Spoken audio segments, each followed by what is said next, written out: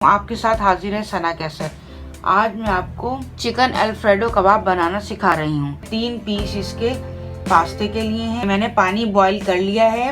अब इसमें जैसे ही उबाल आए मैंने 1 चाय का चमचा इसमें ऑयल ऐड कर दिया था। पास्ता बॉईल करने के लिए रख दिया है। हरी प्याज, गाजर, अदरक और अब हम इसमें चिकन भी ऐड कर देंगे। चिकन देखिए श्रेड कर लिया है।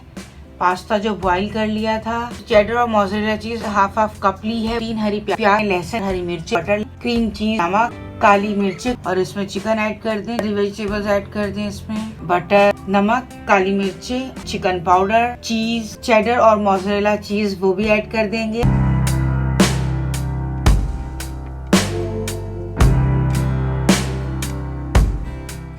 मैदा और कॉर्नफ्लोर में कोटिंग कर करके रखते जाएंगे। सारे कबाब इसी तरह हम मैदा और कॉर्नफ्लोर में कोट कर लेंगे।